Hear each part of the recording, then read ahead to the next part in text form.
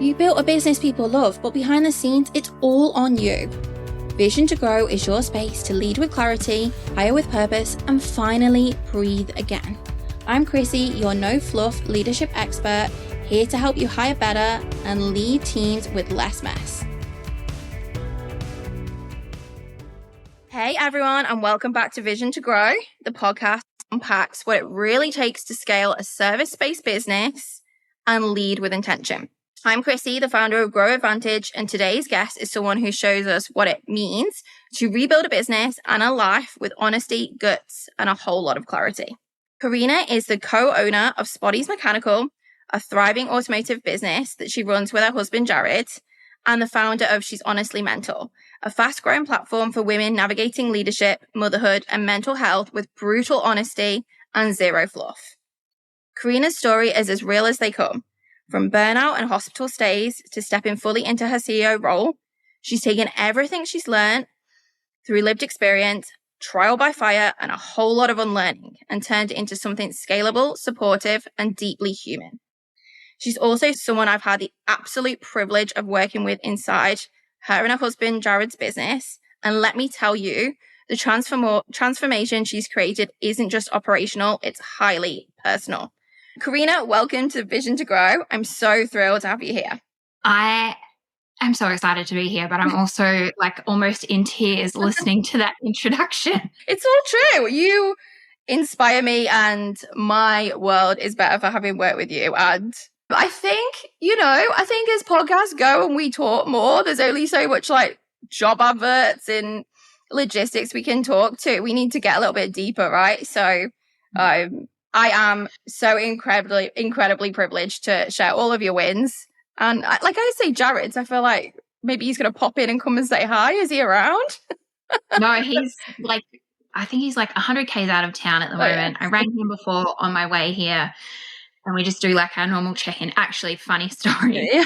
I was sitting at my desk at work and I was like, oh, I can hear a dog barking. Oh, that's kind of normal. And I was like, oh, that sounds like a cow. Okay, sure. We're in an industrial area. Yeah. As I leave work, I drive past and I'm like, oh no, there's legit a big black cow in the yard next to us.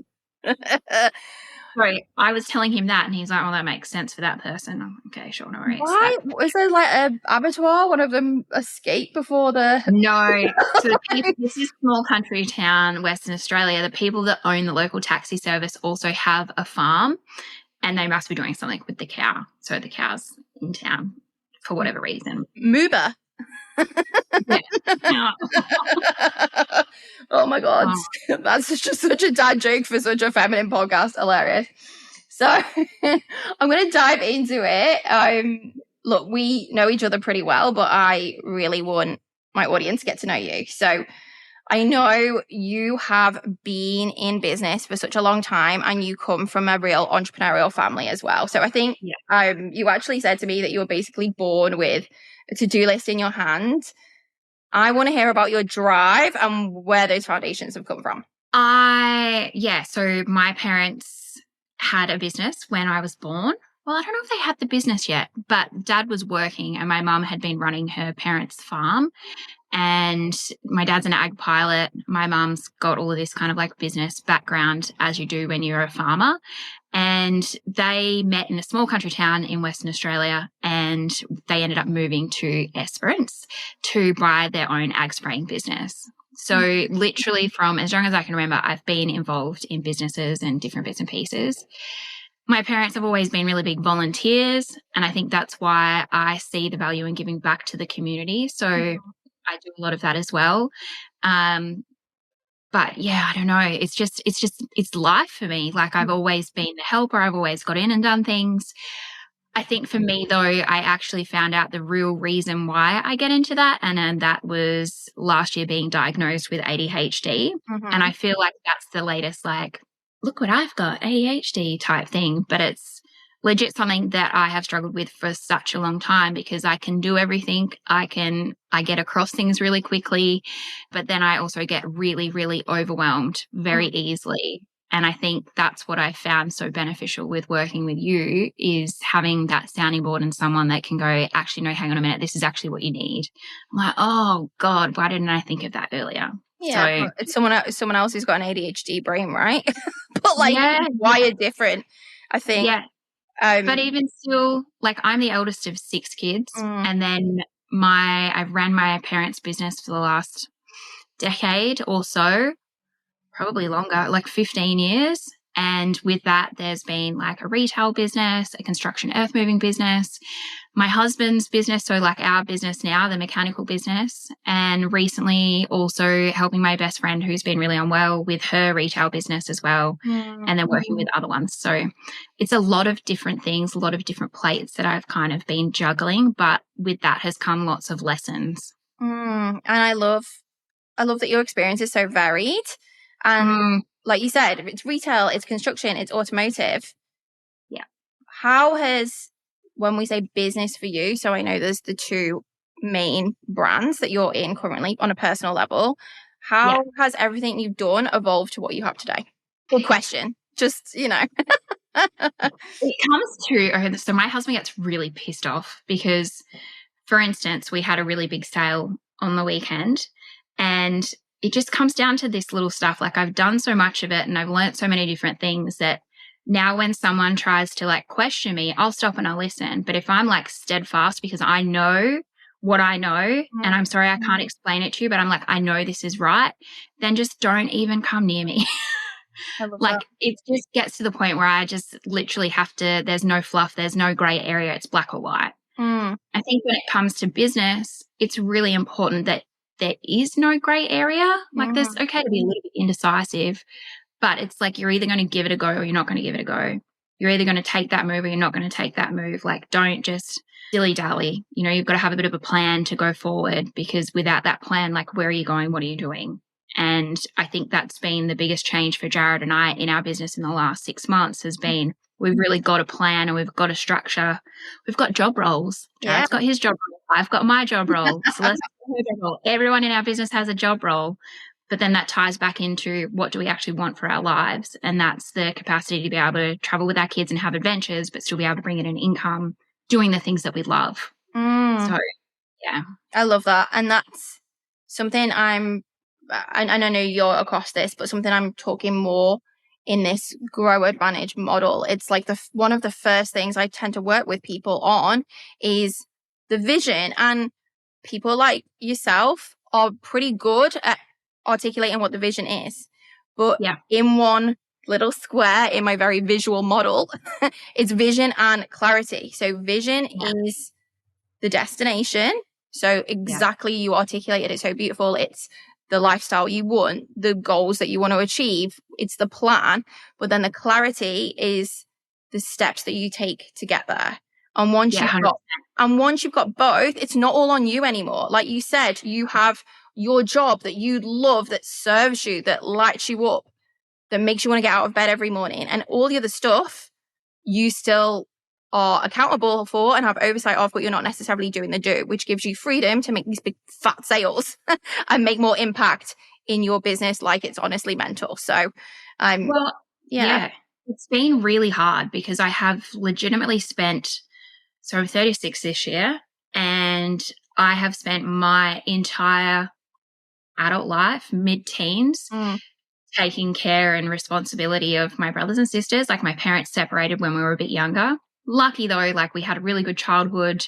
Things just weren't great for them, but now they're like best of friends. It's kind of annoying. It's good, but it's kind of annoying in the same sense. Like I still get a phone call from my dad being like, Corrina, I told you, blah, blah, blah, blah, blah. Like, why are you like poking this bear, or why are you doing that? And mum will be the same. Well, what did you do? Blah, blah, blah. And I'm like, God, just fucking leave me alone. I'm an adult. But it's that responsibility that I've always had. I've always felt like I've had to be responsible for my family. And so working for family and working for friends has been really, really hard because I know I can do all the things and I say yes to doing all the things when really I don't have the capacity to do all of those things. So over the last probably 5 years, I've really learnt to pull back and only say yes to the things that are like either urgent and I know that I can do them really well. So I'm like, okay, give it to me. Let me get in, get it done. And then it's sorted. Like no one has to worry about it. Or it's something and I'm like, actually, yeah, I love doing a spreadsheet. I love doing the BAS. I love seeing everything all reconciled. I'll do that for you, but I won't take on this next project because I'm not comfortable with that and I don't have the capacity for it. So putting in those boundaries 2 years ago would have absolutely gutted me to the core. But now I'm like, actually, no. But that's also because Jared and I have got a bigger purpose. So I'm like, no, we get to buid this together and everything we're doing now is for us and our family. We're not doing it for our family, you know. Do you feel like the ADHD diagnosis has helped you get more clarity on that? Yeah. And the meds. My brain's down. Yeah, I agree. I feel the same thing. It's like your brain slowed down so you can focus and you can like really identify a single thought and look at it more objectively. I don't spiral like I used to. Agree. Like spiral, like end up in bed, can't get out of bed, need to wash my hair, should go to the toilet, haven't eaten, then I get out and I binge eat and I'm just like 3 blocks of chocolate later. That was so normal for me, you know, or just that constant walking around going I'm great. I'm totally great. I'm totally great. But really on the inside, I'm just like, well, literally I talk about it in my brand. I wanted to die. I really want to dig into this more. And I'm so proud of you for sharing this with us because I know how important it is. But you talk about there being this pivotal moment. And I know you're so brave when you talk about this. So thank you in advance. But you sort of talk like about a breakdown that landed you in hospital. So are you happy to share that with us? Yeah, I am. I suppose we should like trigger warning. There's some mental health stuff coming up. Thank you. Suicide and anxiety and depression and those kinds of things. And I just really want to make sure that if anyone is kind of feeling like that at the moment, reach out and, you know, speak to like Beyond Blue or something, find some support for yourself because I wish I knew that before I went through all of this. I wish that mental health was talked about in the same way that it is talked about now. You know, when I had my breakdown and stuff like that, Are You Okay Day was just starting to happen, you know. There wasn't blue trees. There wasn't anything like that. So what had happened was, you know, like I said, my whole life, I was the eldest of 6 and my parents had separated and there'd been some not great things that had happened when I was younger, such as like sexual assault that I never told my parents about. And it was actually one of the pilots that was working for my dad and mum, like he was living in the house with us. So that was really full on. And I was too scared to ever tell my parents because I knew my dad wouldn't react in a great way. And so I've always just been fearful of telling people the whole truth because I'd rather them not know it because I'm scared of their reactions. So that came to me when I was working for my mom and the business wasn't doing so great. She'd ring and she'd be like, hey, how are things going? And I'm like, yeah, it's really good. Like, we're doing okay. Or, you know, at the end of the month, there wouldn't be money.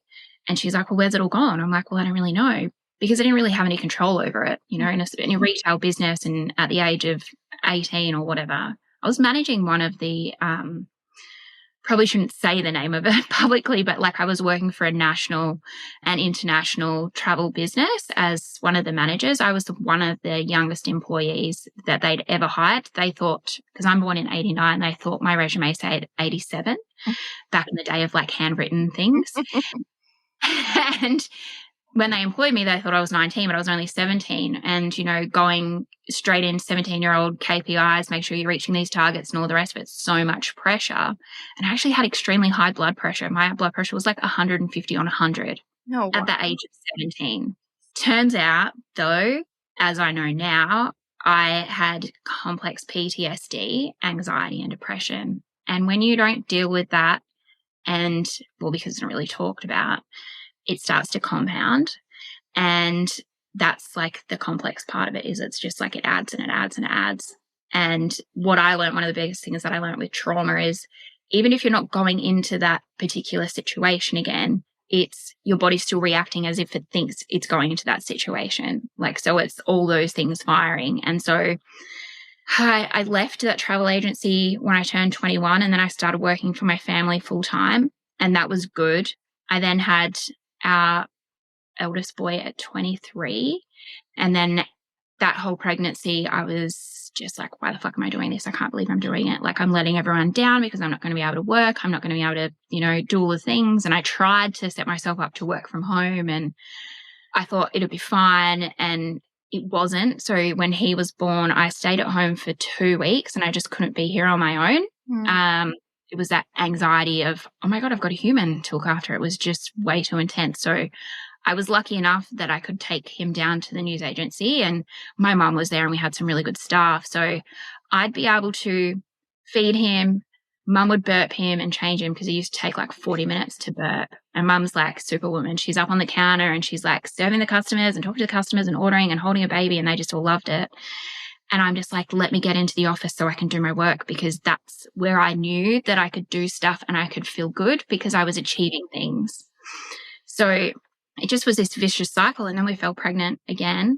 And we found out when our eldest was 1 that we were pregnant. So there's only 20 months between the 2 boys. And that whole pregnancy, I didn't actually click properly that I was pregnant until at least over 20 weeks.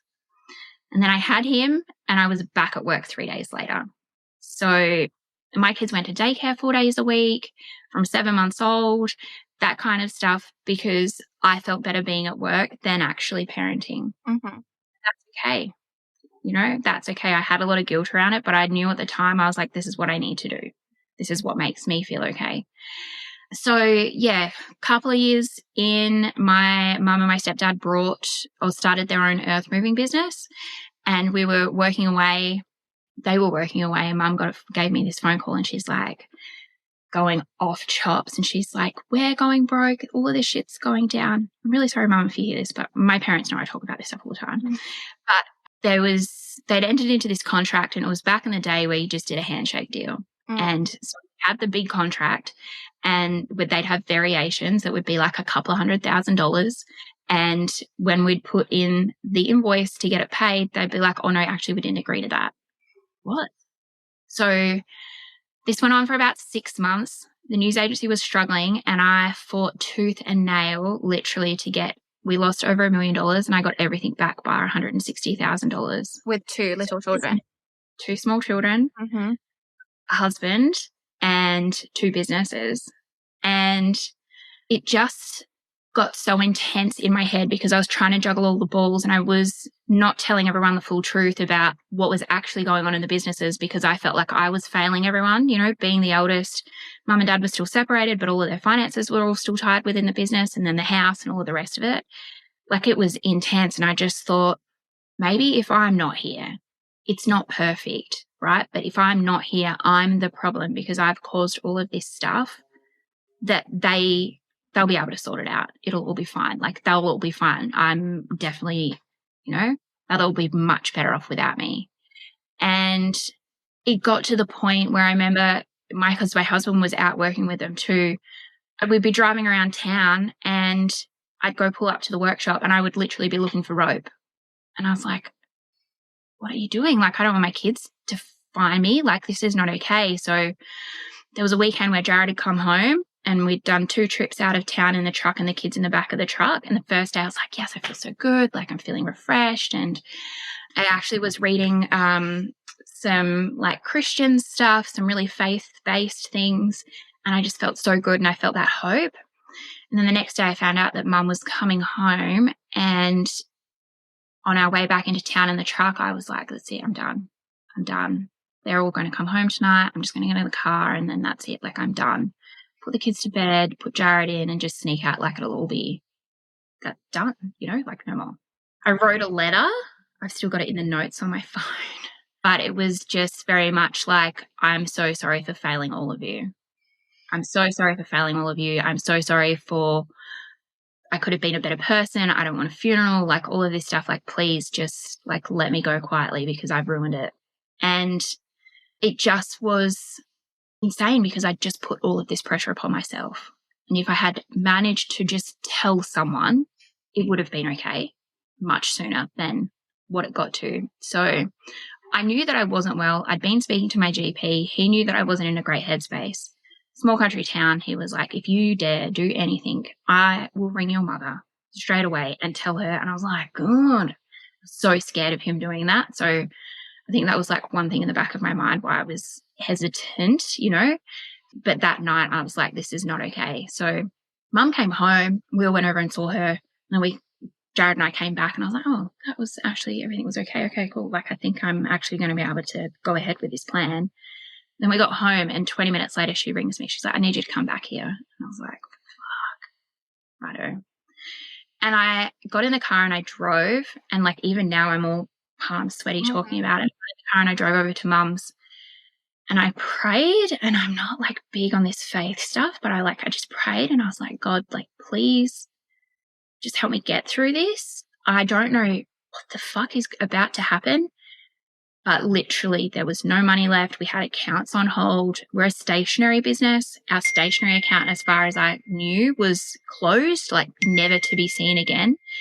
Couldn't get cards. The newspaper suppliers were calling every other day being like, we need money. Why haven't you paid? Blah, blah, blah. And so I'm just like constantly like lying to fend these people off or trying to pay little bits here and there. And I had told no one, absolutely no one.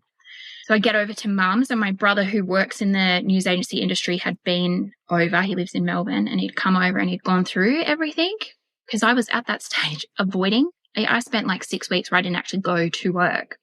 I don't know how I managed to get away with that, but 6 weeks of managing to not go to work. I wouldn't even drive past it in town, or in such a small group, like a small town, and I would do the big loop road so I didn't have to go through town to go past the news agency because I just felt so like sick thinking about just how bad I'd gotten it too.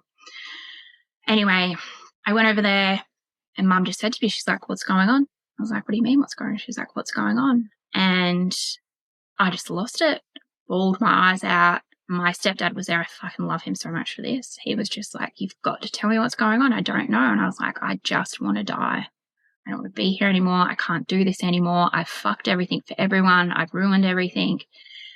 And they've all gone, what the fuck are you talking about? And then we started like talking through things. And at that stage, I'd already had a referral go through to a psychiatrist, but small country town trying to get help, like it was just a fucking joke. And yeah, ended up getting an appointment with the psychiatrist. All the business stuff worked out just fine because, you know, we had multiple businesses so we could move cash and whatnot, and spoke to the bank and spoke to all of our suppliers and got payment plans. And I think for people in business, like that's the biggest thing, like the biggest lesson, just communicate, like do not hide behind what's going on. It's more common than you will ever believe that you're being behind on things, but it's if you can have that communication, it will just save so much heartache. So 3 weeks later, I finally had the Zoom call with the psychiatrist and my GP, and that's when she said to me, she's like, went through everything, and it was so beautiful. Like, it's my childhood GP, he's known us forever, and he was just sitting there and he had his hand on top of my hand and she goes, you have complex PTSD. And I was like, what? I don't. What is even this? She's like, no, you have complex PTSD.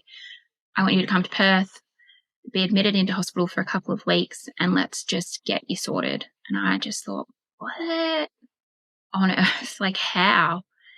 And we didn't have private health properly and all of these other things. And my parents were like, we don't care. We don't care. You're going. Like, we'll pay. It'll be fine. I managed to fix my private health, so it was all good. But yeah, that was my first admission.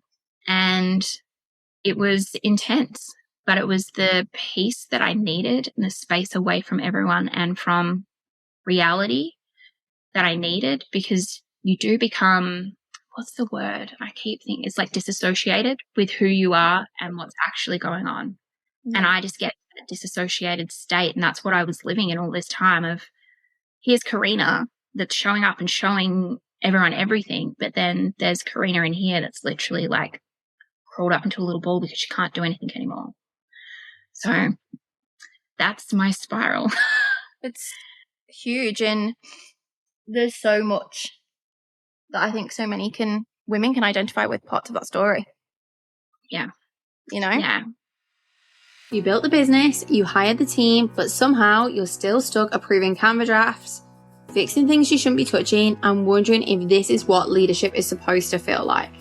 If that's you, it is time to shift gears. Leadership Essentials is an in-person, full-day workshop designed for service-based founders who are ready to stop managing and start leading. There's 2 events, one in Perth on Friday the 12th of September and one in Sydney on Wednesday the 24th of September. There's only 15 seats per city and early bird pricing is on now. You can grab your spot for just $247 or start with a pricing plan from just $29 per week. But it gets worse. Keep going. My husband decided, because he was working with a family. So I went and did my first in hospital. I was up there for 2 weeks, came home just before Christmas, and I was medicated to the freaking, like, I was so just completely not even on the planet, which I'm grateful. But I managed to convince Jared that I should fall pregnant. And he's like, okay, sure. So I'm 3 weeks out of hospital. We fall pregnant. And I go for my check with the doctor in the beginning of February. And I'm like, oh, by the way, I'm pregnant. And she's just gone, righto. She's like, the medication that you're on is not good for pregnancy. We'll just see. And I'm like, it'll be fine. Like, if this happens, it's God's will, blah, blah, blah, blah. It'll be all right. And then Jared decides that he wants to go and work for himself, start Spotties. And I just thought, you fucking asshole. You're leaving the family business. This is all your fault. Like, you're going to ruin everything. How are we going to be able to work? You're my parents' leading hand, blah, blah, blah, blah. And so the night before he started the business, I'd miscarried like 2 weeks before that. And then the night before, so that was a whole debacle in itself. The night before he started the business, we had this big argument. And it was because I needed him to give my son his medication and I just fucking lost it. So I picked up my son's medication, I threw it across the house and it smashed against the wall and I just left. I just walked out. And I walked barefoot, and you will never catch me not walking anywhere, not in shoes. That's just not a thing. I didn't have a phone, nothing. I walked, I think it was like 6.5 Ks. I worked it out later on and walked to the bridge and just thought, fuck. So again, not in a really good headspace, disassociated again. And I ended up coming home. I rocked up to my mother-in-law's place and I could hear my kids playing. And because I knew obviously my husband would have been trying to look for me. And I just rang the gate and I was like, can you please come and get me? And so she's come out and brought me back home to Jared. And the next day I had to go back to Perth to see our accountant. So I was like, yeah, have a mental breakdown. Tomorrow I'm going to see the accountant, flying to Perth, having a meeting with the bookkeeper, sorting out all these financials. My brother's flying in from Melbourne so that we can meet together and get all this stuff sorted. All good. In the afternoon, I'm going to have an appointment with my psychiatrist and my psychologist, and we'll just keep going through the motions. And I go in, I see my psychologist first, and she's like, Corrina, I don't really think you're safe. And I was like, what do you mean? She's like, I don't really think that you're in a position to be able to make decisions for yourself at the moment. And I was like, no, I'm good. And then she's just like, no. She rings my psychiatrist in between me walking between the two offices. And my psychiatrist is like, you're not good. And I went, no, I'm great. She's like, seriously? So the decision was made that I probably should be readmitted. So I was readmitted the next day. I had to ring my sister and I was like, you need to come and get me. Like, I can't, like, I just absolutely fell in a hole. And we did that. We had the second admission and then COVID hit. And I flew home and we completely turned the news agency around to the point that someone walked in and went, hey, I want to buy a shop. And we sold the news agency and all was well. So after the 2 admissions, then what? Yeah. The business got sold and then how? Yeah, a plan, like a care plan of how to manage this forward? So I'm just trying to think timeline. So this was like beginning of COVID, March 2020, I was admitted. And then I got readmitted again at the end of that year because COVID obviously happened and things. I just didn't get that opportunity to just like stop and take stock. When I was in that for that second admission, it was just like I was doing okay for a few days, then COVID hit, and then all this shit went on again with the news agency, with everyone in Australia, all the world going, what are we supposed to do? And so I was basically on these Zoom calls every day and then feeding information back to the family, being like, this is what we need to do. We need screens up. We need one-way things. We need to be washing the money. We need to be wearing gloves and masks. And everyone's just going, what on earth are we doing? Yeah. So I flew home before they closed the state down. And because within WA, I don't know what it was like for you guys, but we couldn't actually go within regions. Yeah. I remember how it was. It was horrid because where we are, like, we have no access to any cities. well, they're not cities, you know what I mean? But they're like larger towns. Yeah. We were stuck. So I came home the day before they put all the lockdowns in, and we got through that year. My best friend and I, we did so much different stuff in the news agency. We were lucky we got a couple of grant funds and that kind of stuff. And mum was just like, you know what, girls, go to town. Like, show me. Like, I trust you. I know you know what you're doing. Like, let's go. And it was the best thing. I think we had like 300% growth in some of the areas. And it was good because we had all these data and reports that we could keep checking back on to be able to see what was growing really well. And like I said, towards the end of that year, I think I hit burnout again. And that's when the doctor was like, hey, if you want, the door's always open here. Do you want to come back for a couple of weeks? We knew that I actually did want to fall pregnant. So we knew that there was some medication changes that we needed to make. And that was so we just had that plan in place. So yeah, definitely when you leave hospital, they always give you like a discharge plan, but then you do have follow-up appointments with your doctor all of the time. So man, the amount of appointments that I was in and out of over that 3-year period was insane. So yeah, it was 2020, 2021, and then in 2022, we started trying for a baby, and we had more miscarriages and found out that I actually have a blood clotting disorder. So all of this stuff, we then fall pregnant. The business actually didn't sell until 2022. So it was like we had full 2 years of this beautiful success and growth and everything just being really great. And yeah, this guy just walks in off the street one day and he's like, do you think you want to sell? And Mum's like, don't be stupid. And yeah, so we did. And now, 22 years of this business in our family. Yeah, insane, hey? Insane. And but so like a huge part of your family as well, right? Yeah, I actually went this morning, and because I was like, I need to get the newspaper and stuff, and I just fluffed around, and it was like 4 or 5 customers that we've had for our whole life being like, hey, how you going? Like, really missed you. Like, those relationship things are just, you can't get that back, but they're people that genuinely care about me. And I think if they knew what was actually going on in my head at the time, like, they would have been more than supportive because they supported our business forever. But yeah, I can't believe I nearly walked away from all of that. But I think that's mental health issues, isn't it? Like, I think we're smart women. You never think it's going to happen to you. And even when it's happening to you, you don't think it's happening to you. The way you're describing it, that was my postnatal experience. I was on the verge of, I was on the verge. They were like, I was tipping into a postpartum psychosis, apparently. Yeah. And I just thought it was everyone else. And parts of it were definitely other people not supporting me in the way that I needed. Yeah. But it's just so huge what you go through.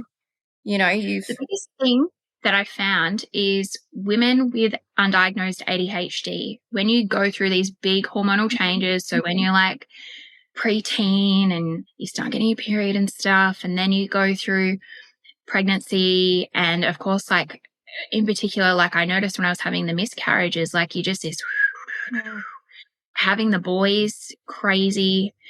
But what it did though was because we had all of that knowledge, when we did finally fall pregnant and hold on to our pregnancy with our littlest boy, I was like every month flying to Perth, check in with my psychiatrist, check in with the obstetrician. Like it just wasn't even, there was never a discussion ever that I was having a baby here in Esperance. It was always like, you're going to be in Perth, you're going to have the baby up there, and you're going to have the whole team around you. And for those that actually know me, they know that like I'm a hypnobirthing instructor in a past life. I'm a doula in a past life. Like I am just beautiful, calm, gentle birth, like if we've got to do cesarean, that's totally okay. Like this is just this like beautiful, calm, everything. But when I had our baby, I was like, you're inducing me. I want this baby out now. We're doing all the drugs. Like I am, get it out. That's not who I am, but that was because I'd had to wean off of a lot of my medications to actually have him, but then to also, like weeks before I gave birth, to come off nearly everything. And that was messy. But then when I had him, we had all the support in place. So I did the same thing with my second. So after going through a complete loss of identity for a year, at least a year and a bit.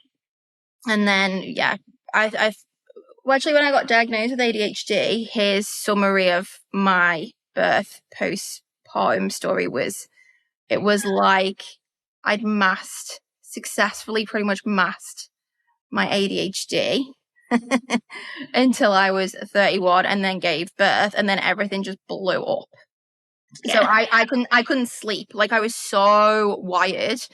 And like, really interesting what you talk about, like that putting the brave face on it. I would literally set an alarm at 4:30 so I could get up, have a shower, do my nails, wash my hair, blow dry my hair, curl my hair, put 3 loads of washing on, clean the whole house, spend time with my son while mentally preparing his first birthday party when he was just born, while pumping, while trying to breastfeed, while recovering from surgery, while exercising, while posting on Instagram, trying to be like, I'm so perfect, where I was not okay. And then just thinking it was the whole world. And I remember like everyone around me moving really slowly. Like, it's so weird. I was like, I'm like running around on like 2 hours sleep. Even when my son was asleep, I couldn't sleep. So then I was like doom scrolling. Like, I was continuously I talk a lot anyway, but I was continuously on the phone, like never letting myself rest. Yeah. But because if you rest and you stop, then it catches you. Reality. And I just remember everyone around. I remember going to the pharmacy to pick something up, and everyone around me, I was like, why are they so slow? And obviously no one else had changed. It was just me. Yeah. My son, actually, he's had anxiety for most of his life and ADHD. And often when he gets sick and he gets hot, he's just like, Mum, everything's just so fast. Like, it's so fast. Like, he feels really fast. And then obviously everyone else is really slow. And he's like, I just don't get it. And I'm like, oh, darling, I feel for you. Like, because you really know. So, yeah. These conversations have started to occur in my household. So we'll see how they unfold. I think thank you is in order for sharing. I do really appreciate it. It's hard, and it's hard to hear, but it's needed. So thank you. I want to dive in a little bit about, obviously you've talked about that backstory, and you said to me at some point, like every day you were shitting yourself because there was so much to do, and I think that's been a reoccurring thing in your business journey. Yeah. Like, it just, I think the first time we met, you were also doing OBM work for the businesses. Yeah. The Spotties, which is it's a thriving, growing business. There's a lot of demand. And then you're also launching this other brand because, that's because why not? And I think when we started working together, you just kept saying there was so much to do. Talk about that. Like, when we started working together, where were you guys at?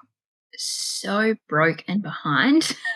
Like, and I say it because I've lived it, but literally we were just like, Jared wasn't working proper hours. We were just drowning in work, and we had so much work coming in, and even still now, like, he's booked 6 to 12 months in advance. Like, he knows what he's got coming in, and it's just crazy. And so it just never stopped. Like, it never stopped. Like, there was never a break. And it's so weird. I feel like it was so long ago, because now I sit at my desk and I'm like, do. I know I've got stuff that I could be doing, but nothing feels like, it's just like, God, got to get it done. We've got our apprentice, and we've got another mechanic, and Jared, I can see that like the stress has like lifted for him, and he's so productive now, which is great. That's awesome. But in saying that, we had a couple of years where we worked with another company, and they basically told him and I that we weren't worth paying. We didn't know what we were doing. You guys wasted all of your time and blah, blah. And we're like, well, no, actually, we just made all of you guys a lot of money. And I think that's probably why I'm so like hard and fast now. I'm like, don't tell me I'm wrong without showing me the like documentation or the process or the SOP of this is how it's to be done. Because if you don't have that in place, then we need to work on that. Like, I need to see it documented. And I feel like we did that VIP day, and I still sit back now and I'm like, how the fuck did she do all of that? Well, that's me. Like, I like to, like, when I'm doing things, I want to be all in the thing that I'm doing.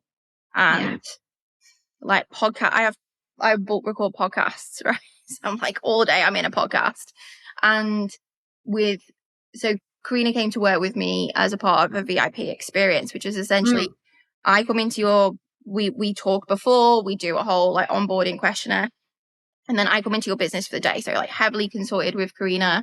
And the point you'd come to me, you'd said, and we'd known each other for a while through our network. And I think I'd actually supported one of your clients. And then you'd said, right, it is time to hire another mechanic. We've got Jared, we've got an apprentice. We've found someone, we're going to bring him on. And then I need support, but I don't know what that looks like. So that's kind of what we did, right? We went for the day. We really drilled down and we were like, okay, well, what are the goals? What do you want to achieve? We worked a lot with Jared as well. So because I think that's like a miracle in itself. Well, he's such a smart guy, but he's so pivotal to that business. And, you know, he's still, for me on the outside, he was still such a like solopreneur in a way where it was all in his brain and he knew everything and I knew you knew it as well, but we're just trying to tease like his genius out of the business so other people can do it. And then you'd amazingly hired like someone who was very, very good.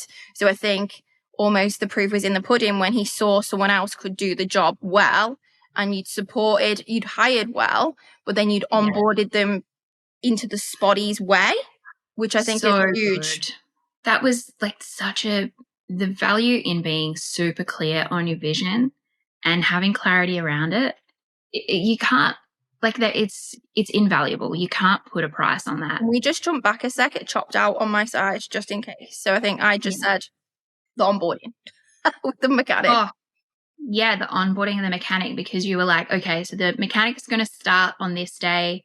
He's going to spend some time with you in the office and then he's going to spend some time with Jared and then this is what we're doing. And so we had that plan set up, which was crazy because normally Jared's like, when our apprentice started, I just rocked up to work one day and here's this like young kid in the yard and I've gone, who's this? And he's like, oh, that's Jacob. I think he's going to be our apprentice. I thought, what the fuck? So normally if someone started, it would just be like, oh, hey, this is the new mechanic.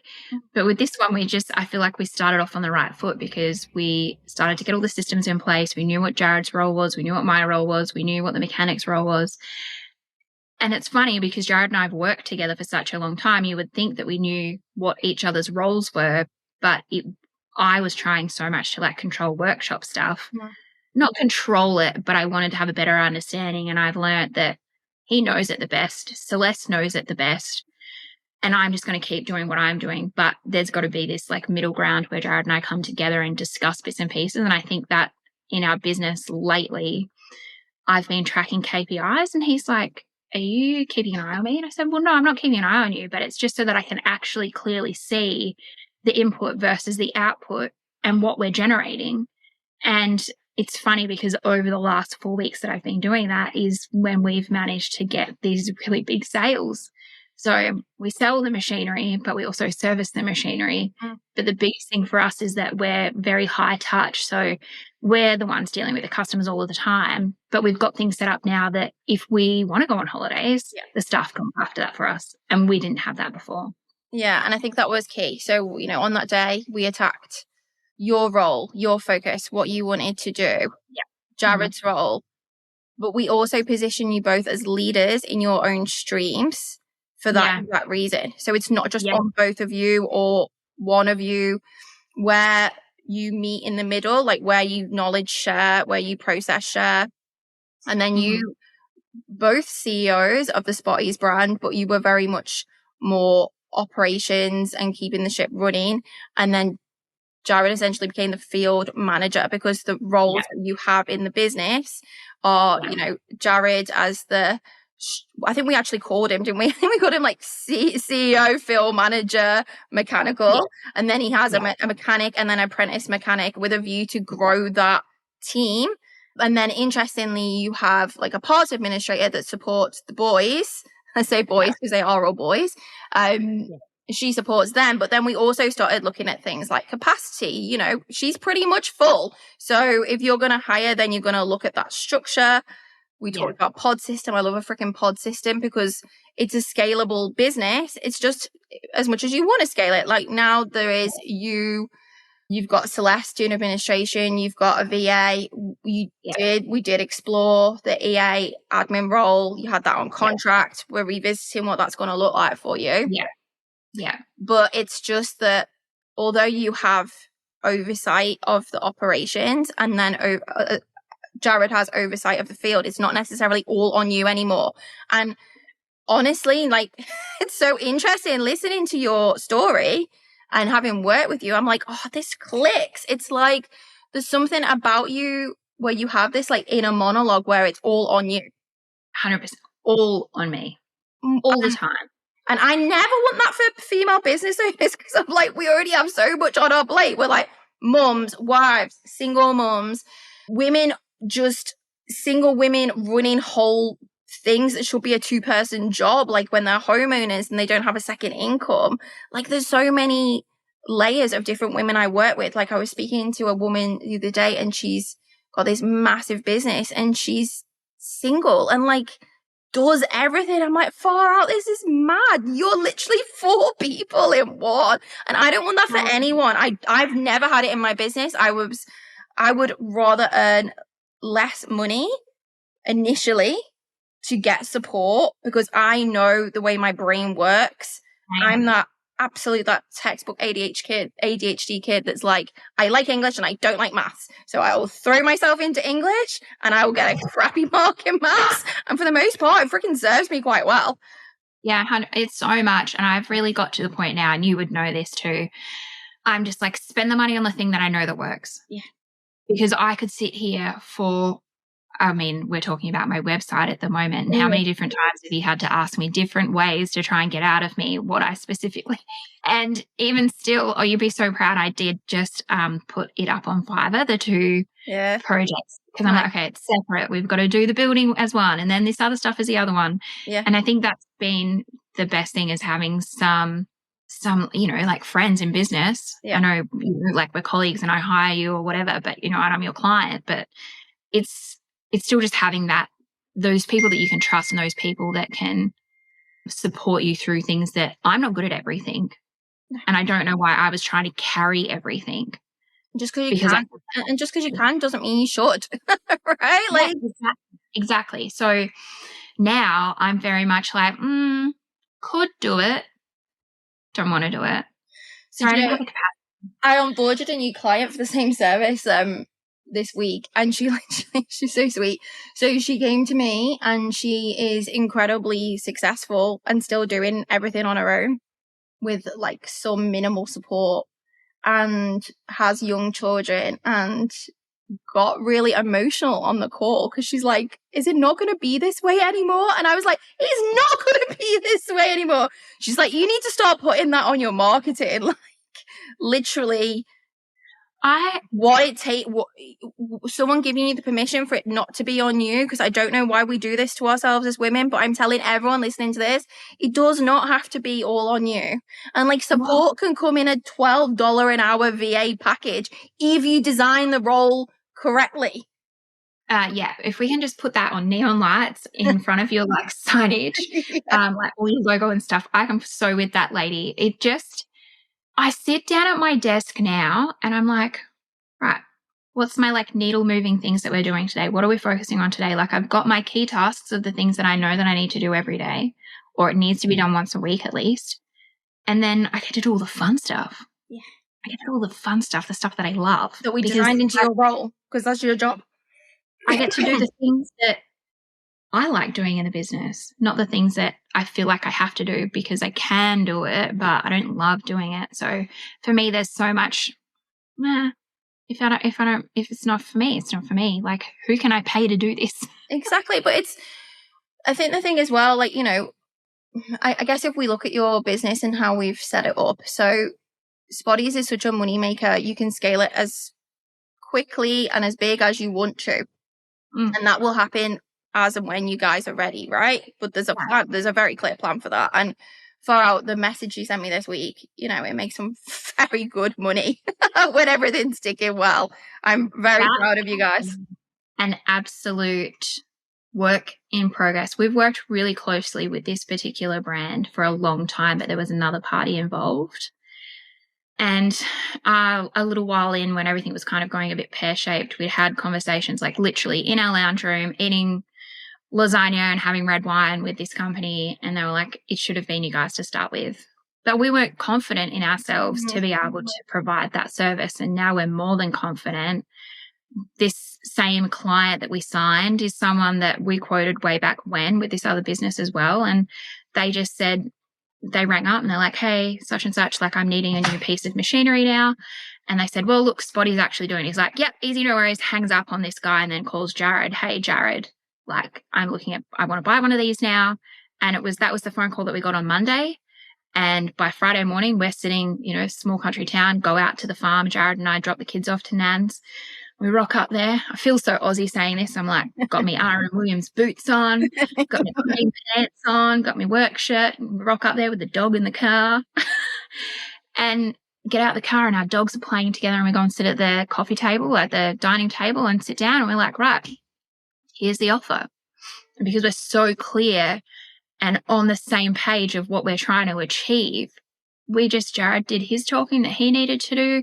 And then we kind of got to the money side of things. And the guy's like looked at it and he's gone, oh, so by this date, like in 3 days, it's the, and I was like, that's exactly what it is.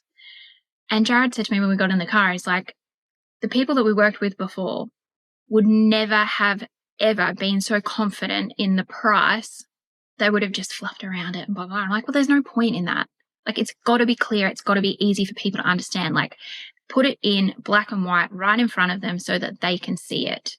And I think that's my biggest thing that I just love with our business and what we've created is that it's all there. It's all documented and it doesn't have to live in my head anymore and it doesn't have to live in Jared's head anymore. But don't you also think that big sale and that big move was also about energy?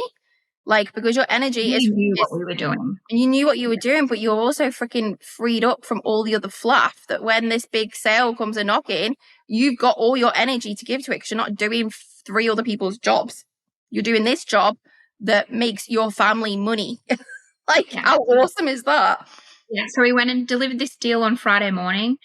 We then came home, packed the kids up, gabbed the caravan and went camping. And it was so funny as we've pulled into this national park or like this campground. Here's the customers that we were just sitting with that morning and they were pulled up camping like 300 meters away from us. That's so good. They're like, well, we've got to be here because we've got to like make a big decision. So we just took some time out. But we actually as a family for the first time in so long got to just go and chill out and enjoy time because neither of us were stressed. This makes me so happy. Oh, the happy thing is we get to do it again in 3 weeks and we know that everything's going to be all right. And that was our big goal from the beginning of the year was work hard so that we can play hard and go north for winter. Yeah. And it's just that like you back yourself, you invested to make this happen. And it's like that contraction before the expansion, right? Like it feels hard, but you're like, you know what? I can't keep going like this. We're going to make some changes. We're going to do it. And it happens quickly. I think when you invest and you focus on it, it happens so quickly. So it makes me such a spend the money, get it done by someone who knows what they're doing. Yeah. It's awesome. I do want to touch on, we've talked a lot about Spotties and the work we've done together. I do want to talk about She's Honestly Mental, which is new, emerging, incredibly exciting. I am signed up. I am desperately hoping to be one of your first guests on your podcast. Tell us more. Oh, so She's Honestly Mental is... Well, so I talked about my story with mental health and She's Honestly Mental is a place, it's a soft place for women to land when they're going through their own mental health stuff. It's like a mental health gym, it's like everyone pays their money to look after themselves physically. And it's like, no, we're actually here to look after ourselves emotionally. So it's none of that toxic positivity bullshit. And really my hope is just to have a safe place so that I hate talking about it so bad, but it's like if I could just sit with one person and help them not end their life, that's it really. There's so much. Their life's better. Yeah, it's so horrible. I just got a text message from a friend who lives up the street and I was like, hey, is everything okay? And she's like, no, we actually had one of our friends died by suicide the other night. And I was like, sorry, what? So it just happens so easily and to people that we think that it would never happen to. And I know so many people would have had no clue. that if that was me, they would have gone, what on earth? And I'm not tooting my own horn here, but what a waste of a life that would have been. On that note, I want to play a game with you. Oh, what? Shift a gear. But Yeah. I want to play a game with you. So something I'm doing in every guest episode is a game called the CEO Shuffle. And in my head, I've got that, do the hustle, do. That's what I'm thinking. But it's a little game. So I'm going to ask you, I've picked 3 questions and they were picked at random. But interestingly, the first one just lands so much on what you just said. So are you ready to shuffle? CEO? Go. Okay, so the first question was, what would 2020 you say if they could see you now? I think they would be a bit speechless. Just that I'm so proud of you. And it's everything you just said, right? Like, you just described what 2020 you was doing in COVID. And now, look at your beautiful life. Yeah. It's amazing. All right. What is something in your business that you will never DIY again? Oh, tech stuff. Yeah, fair. That was the conversation that we had this week. Oh, tech stuff, HR, legal. Yeah, fair. Insurance, like those things are like insurance policies for potential shit that could go on, particularly in this day and age, like tech, legal, HR. Like just don't chat GPT that stuff. Build some really solid foundations and protect yourself. That's exactly what I was telling my chat GPT earlier about trying to find my project manager for my project that we're doing, which is building the websites, was I need strong foundations and scaffolding for what I'm needing. And that's what you've helped me build. Yeah, that's awesome. All right, last one. When do your best ideas hit? Is it in the shower, in the car, 2 a.m.? When do they pop into your brain? I have ADHD and it does it all the time. Usually it's when I'm supposed to be parenting, exercising. Yeah. It generally pops up. But yeah, I mean, I love a good shower download. I don't know. There's no shower. Mine's 100% in the shower. And before I was medicated, I actually used to dread the shower because I feel like all the ideas would come. And now I'm like, they now come to me in like nice 1s and 2s as opposed to like, But yeah, shower for me. Yeah, or 2 or 3 o'clock in the morning, whenever. But like, I definitely am so addicted to ChatGPT for so many reasons, but because it helps me talk through those ideas. But then also, it's my therapist. Agreed. Sometimes I find as well, like with the deep chats with it, I kind of my ChatGPT strokes my ego a little bit. So sometimes I have to say, can you play devil's advocate for me, please, just to make sure nobody's ever fully absolved the word in everything. So I'm like, please just, thanks for telling me I'm great, but yeah, if you could just give me the other side, that would be awesome. Look, I think what you've shared is, in working together, you've got the team, you've got the ops rhythm, you've got the onboarding systems, you and Jared have got the roles, but you very kindly shared on a Facebook post that this deep foundational work with your team, your hiring and your leadership, that it actually changed the way that you show up as a mom, a wife and a founder. Did you want to expand on that a little bit? Yeah. I know when we first started working together, I remember just like even in my head visually, just like all the balls in the air, everything that I was trying to juggle, all of the things, like it just was so much in my head.